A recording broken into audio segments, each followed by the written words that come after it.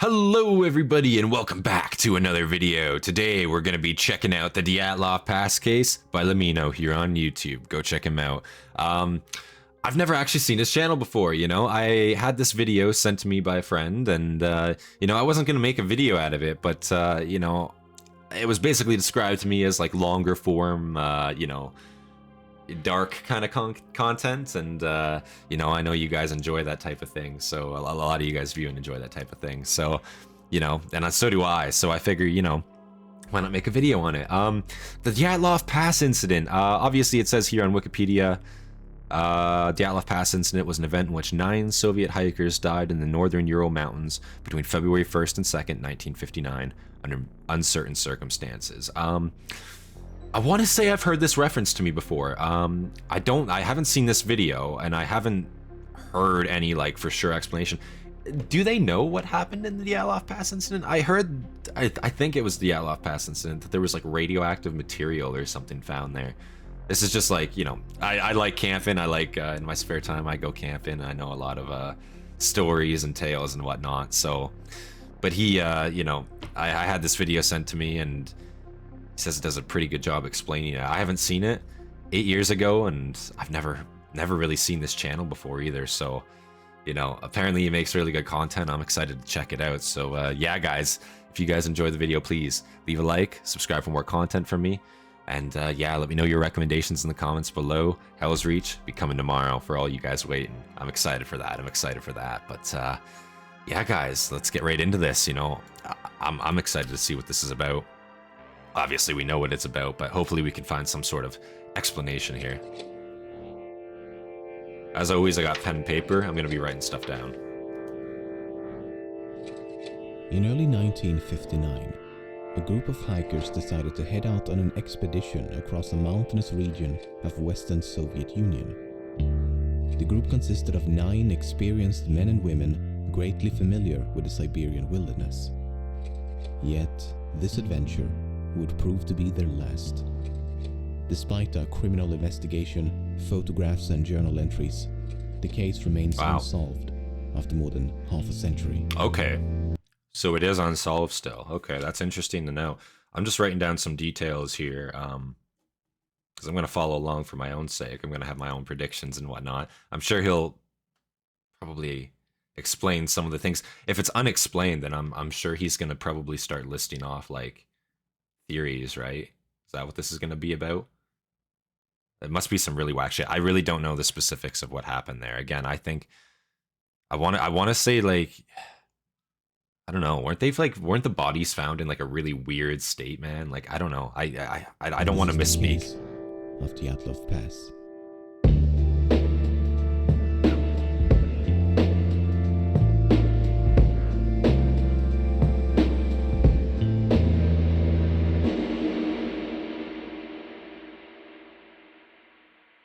In the early morning of January the 23rd, 1959, a ski and hiking team of 10 boarded a train headed for the Ural Mountains in the middle of the Soviet Union. Okay. The group consisted of 8 men and 2 women, with Igor Dyatlov as the group's leader. As the train slowly advanced deep into the mountainous Siberian taiga, the group diary received a final entry. I wonder what awaits us on this hike. Will anything new happen? Over the next few days, the group continued to alternate between modes of transportation. First a bus, then a truck, then a horse and sleigh, and eventually they proceed on foot and skis. On January the 28th, one of the hikers named Yuri Yudin had begun to feel quite ill and eventually decided to head back, while the remaining group of 9 continued as planned. I'm assuming he's fucking ungodly lucky, given what we, you know happened just reading from that Wikipedia article at the start of the video here. Fuck. So he was feeling ill and went back. Photos were taken just before they parted ways, and it would be the last time he saw his friends alive. Yeah. The group resumed their expedition across the snow-covered outback and documented everything of note using diaries as well as multiple cameras. Recovered photos and journal entries suggest that the trek progressed as one would expect, with no unforeseen complications. Just lots of snow, bitter cold, and an increasingly arduous landscape.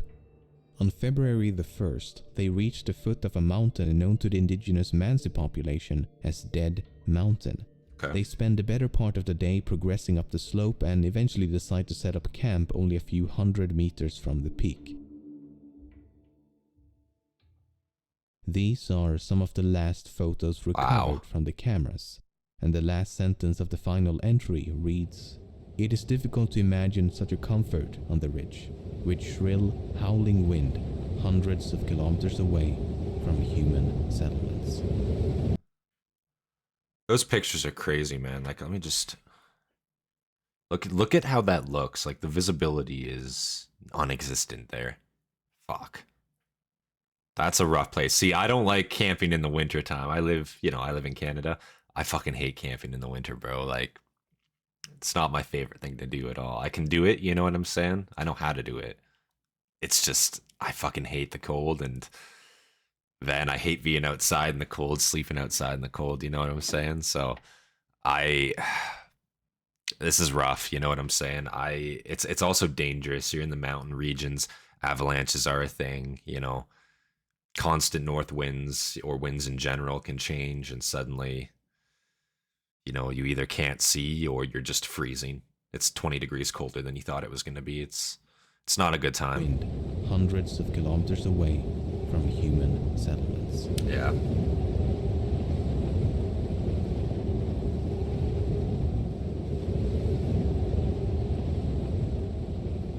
A few weeks later, friends and relatives begin to worry. No one has heard from Igor or any of the other members of the group. After much debate, a team of volunteers eventually head out to find them. On February the 26th, the search party is finally able to locate the camp on the slope. It's obvious to the first at the scene that something has gone horribly wrong. I can't tell if that's like just a photograph cracks. I don't know if you can try to like point to it on the camera, like there-ish. On the tent there's like, looks like holes, man. I can't tell if that's just like a crack in the photograph though, because it's a physical photograph. I'm guessing that they took a picture of or uploaded, right? So it's hard to say, or scanned. No, that looks fucked though. Otherwise, it kind of looks maybe like an avalanche. That's just like an assumption I'm throwing out there right now. I can't, you know. It's hard to say. Let's see what happens, but it's buried. But it's also been weeks. Thin coat of snow. The hikers' belongings and equipment was found orderly placed inside the tent, but the tent itself had been slashed open with a knife from the inside. The next day, Not to pause, and I'm not trying to keep pausing, just throwing out guesses. What I do know, why people will do that type of shit, especially in cold weather like that, if you have a furnace running in your tent. That's what it could be. If you have a furnace running in your tent, you light that shit up, you forget about it, maybe the ventilation's fucked, what have you, you're gonna die of, you know, CO2. Like, you'll just pass the fuck out, you'll die there in that tent, you know, it's contained. You know, if it's not venting properly and somebody recognized that, they might have just taken their knife and as a last resort just started slashing holes to try to get air back into the tent. That's just a guess. Obviously, let's see what he has to say. Pairs of footprints lead the search volunteers down the slope towards the nearby woods. Given that the footprints left rather mild indentations in the snow, would suggest that they descended the slope in a rather calm and orderly fashion, as opposed to running away in panic. The footprints could be tracked for about half a kilometer from the tent until the trail was completely covered by snow. So they continued in the direction of the trail and under a large cedar tree at the edge of the forest. Next to the remains of an improvised campfire, they found the frozen bodies of Yuri Doroshenko and Yuri Krivonoshenko. It would take over 2 months for the bodies of all 9 hikers to be recovered. Leader is Igor Dyatlov. The first 2 were found severely underdressed. No jackets, no pants, no gloves, hats, boots, or anything. Fuck.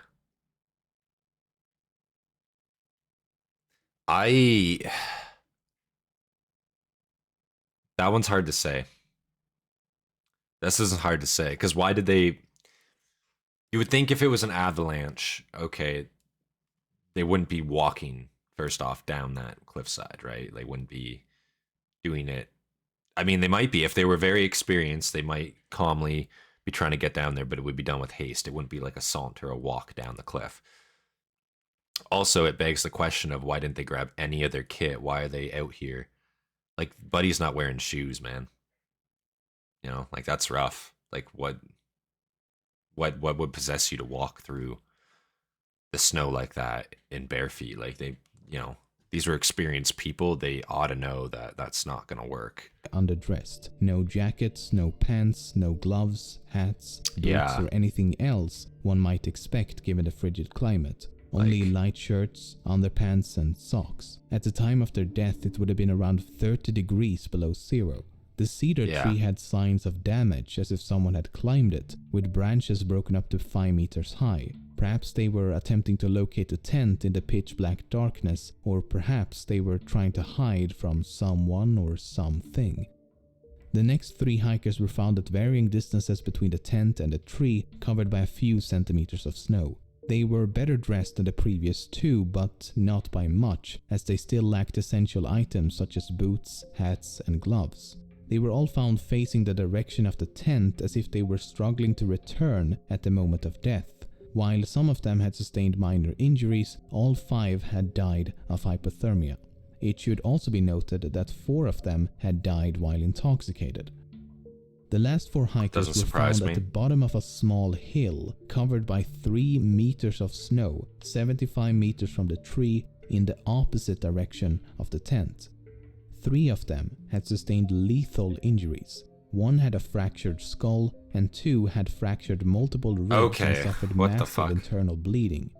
The medical examiner believed the injuries had been sustained from a fall and compared it to a car crash. The injuries had been sustained while they... Again, all I can think of when I hear that is avalanche, right? Because that's you could get crushed, right? But like, it doesn't explain how half the camp is dressed, half the camp is not, right? Like, what the fuck is going on here, man? Like, this is actually kind of blowing my mind a little bit. I'm not gonna lie. I know we're only like 6 minutes in, but like, what the fuck, you know?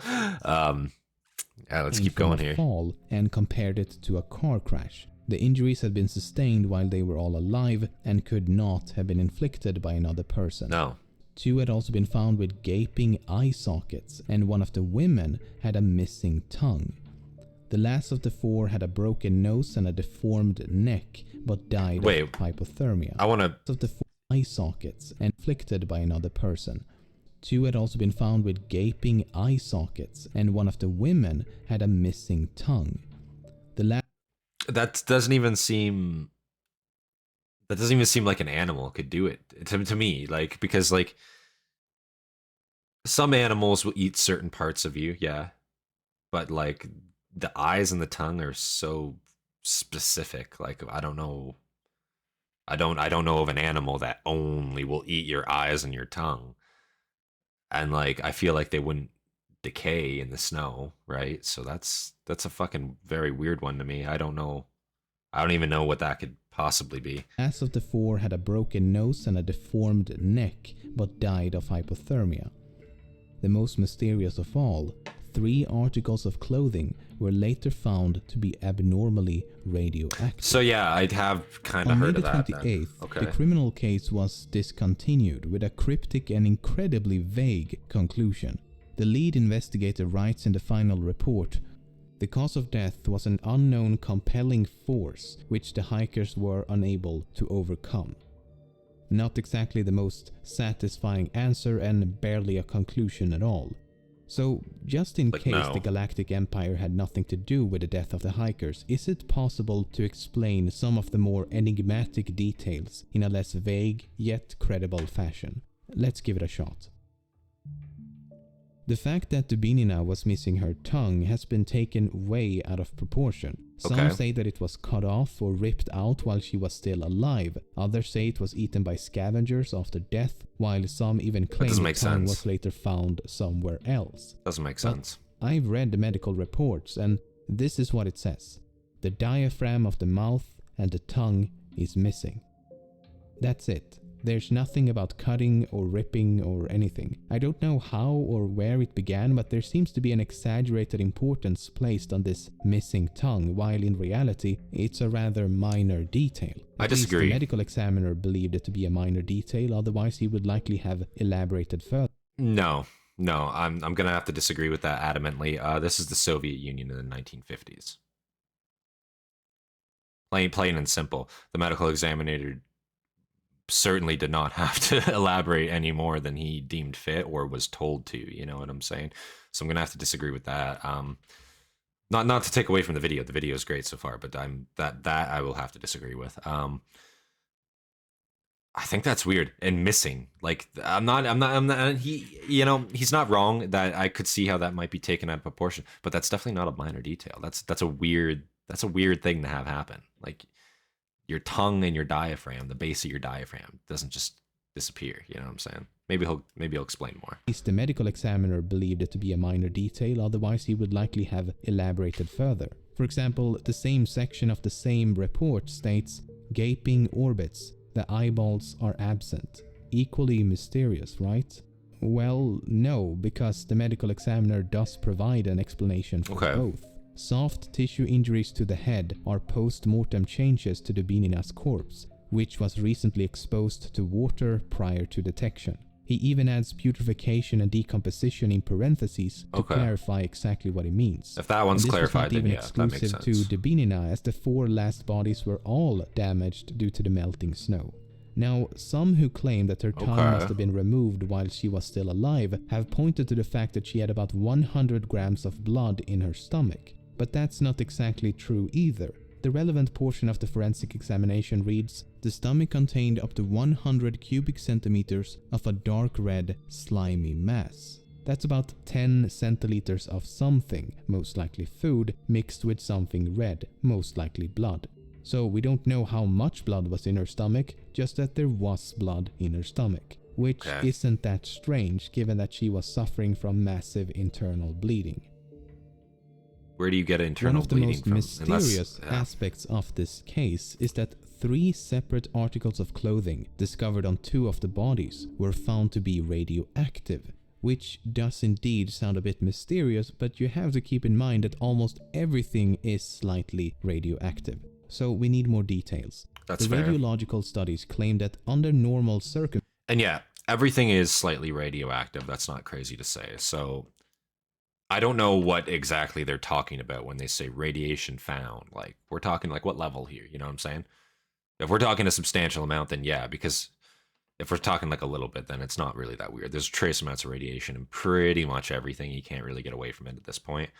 But if it's, you know, a significant amount, then it's kind of like, well, shit, that's kind of weird, you know? Let's see.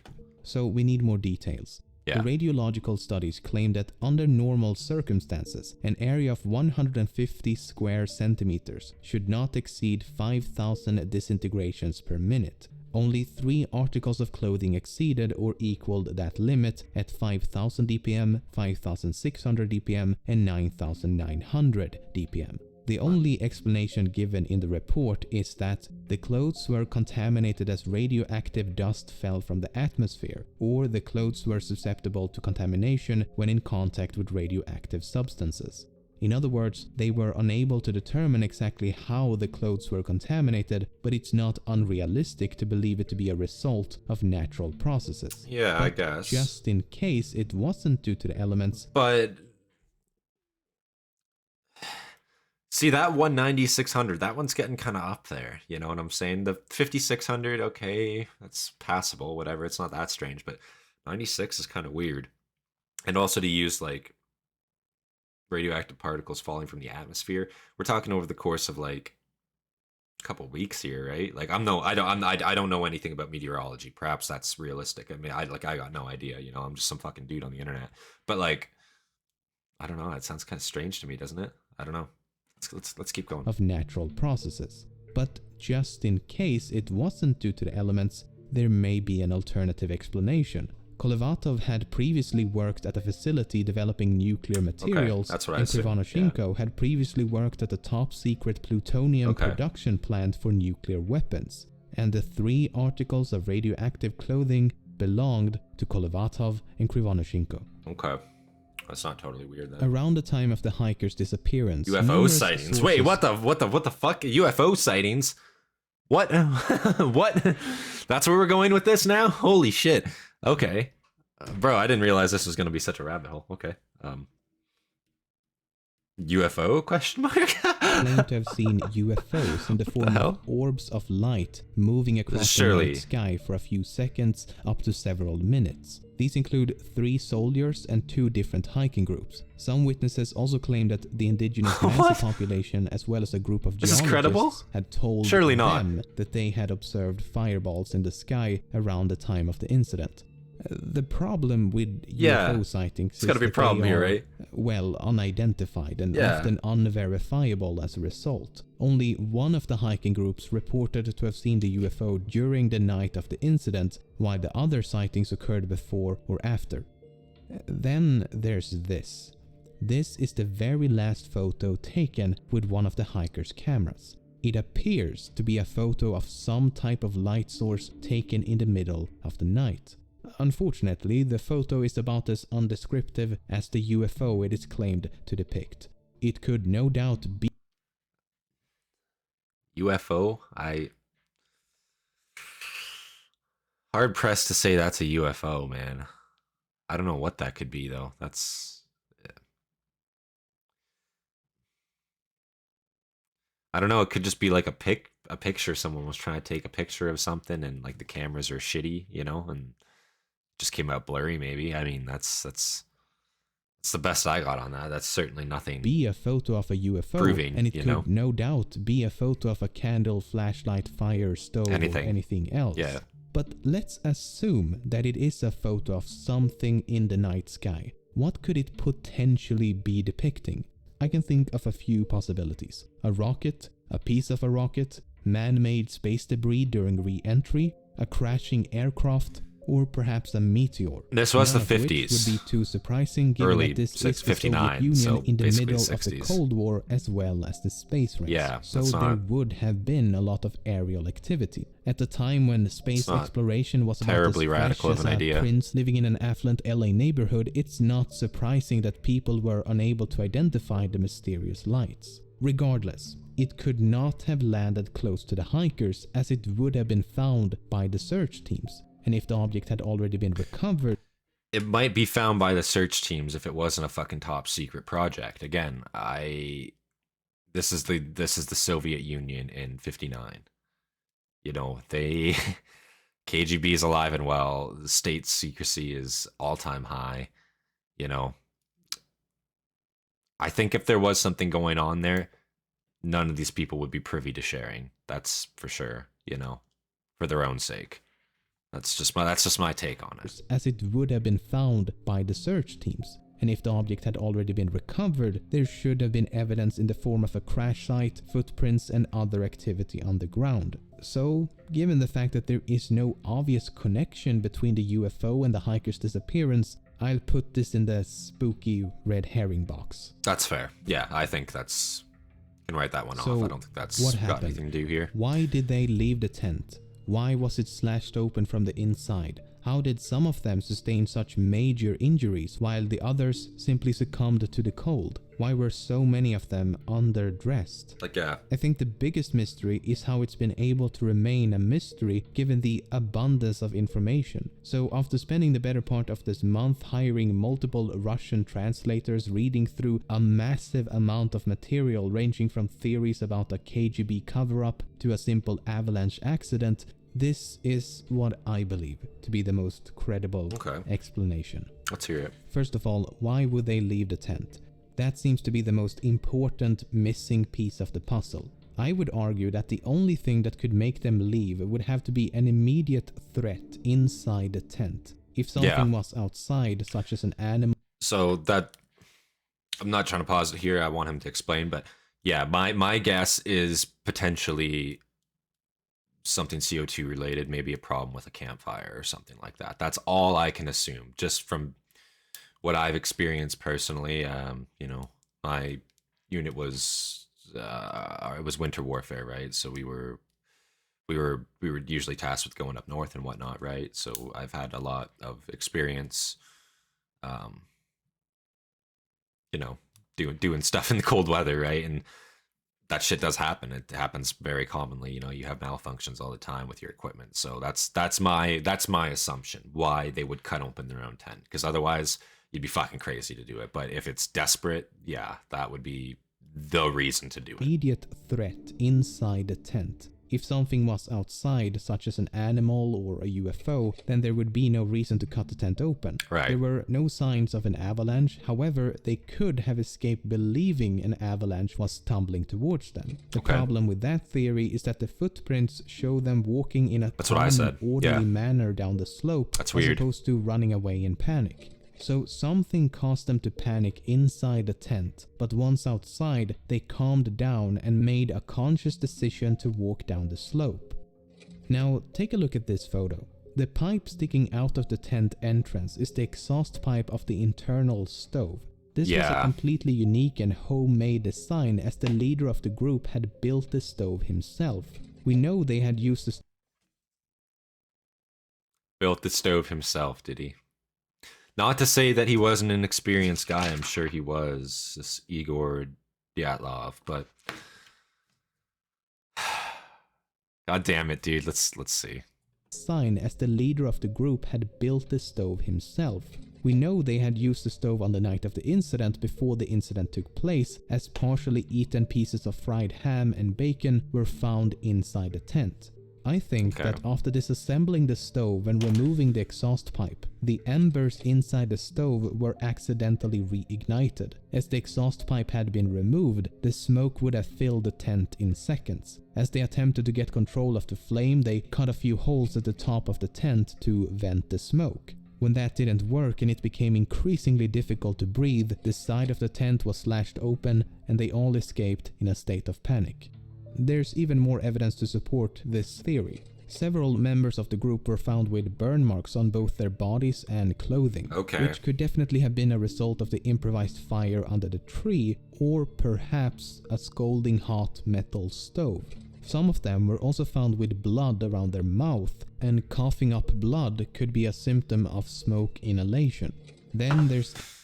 My question is, right, I don't know what type of tents they were working with back then. I got no idea. I know what we worked with simply, and our tents didn't look anything like that, obviously. We use more of a if we're using like a winter tent, it's usually a 10-man winter tent. You know, at least, you know, from my time in what I experienced, 10-man winter tent, it's got a big fucking door on it, right? So even at a minimum, you can open that motherfucker up if you're gonna die of smoke inhalation, right? My theory, like, why wouldn't they just open up the tent and run out? Why would they start immediately slashing holes in their tent? I get it if it's like, oh shit, oh fuck, but like, if you see that shit happening, someone start opening the fucking tent, get out in a timely manner. Why are they lingering? I don't know. And coughing up blood could be a symptom of smoke inhalation. Then there's this photo, taken the day before the incident. The jacket has obviously been burned, but the question is how? It's possible that sparks from the stove had accidentally set the jacket what the hell? Okay, so they make it outside and quickly realize what a terrible situation they're in. Sub-zero temperatures, no shelter, underdressed, in the middle of a snowstorm, in the middle of the night, in the middle of nowhere. At this point, I think one or more of them made a decision to head for the nearest shelter, which they would have known to be the woods. The reasoning behind this decision is likely multifaceted. The smoke from the tent could have made it impossible to stay within its proximity, and/or the smoke may have caused them to believe that the tent was on fire. Some of them were intoxicated, which could have affected their judgment as well as their sensibility to the cold. And they may... Bro, I'm just gonna say right now, no... I've been pretty intoxicated on a camping trip before and whatnot, right? And I can honestly say nothing would make me fucking cut my own tent open just as like an oh shit fuck, and then walk down a hill in -30 with no fucking clothes on. Okay? Like, I'm talking on a camping trip, like personal camping trip, you know? I would never fucking do something like that ever. You know what I'm saying? Obviously, time in. You're not allowed to be boozing anyway. That's not allowed, right? So that's not gonna happen. But like, just the idea of like you're too inebriated to like know better. Man, I don't think that's true. I feel like you could be pretty fucking hammered, and as long as you know, like it's fucking cold out here, bro, and like you know where you are, you know what you're doing. It's not like you forgot like the past 8 days of getting there. You know what I'm saying? I just don't think they'd be. And again, these were smart people. Like some of these people were like researchers and whatnot. They worked at government institutions. I just don't see that. You know. Could have affected their judgment as well as their sensibility I just don't to the think cold. that's. And they may also have believed to be closer to the woods than they actually were. Maybe, but so they finally still reached the woods and immediately set out to make a fire. Some climbed a tree and scavenged the surrounding area, while those who are more properly dressed head a bit deeper into the woods. About 75 meters from the tree, 4 of them trigger a minor avalanche, taking them over the edge of a ravine with a drop of about 3 meters. As the bottom is filled with rocks and ice, they sustain lethal injuries. 3 of the other 5 hikers decide to head back for the tent, while the remaining 2 slowly freeze to death around a fading flame.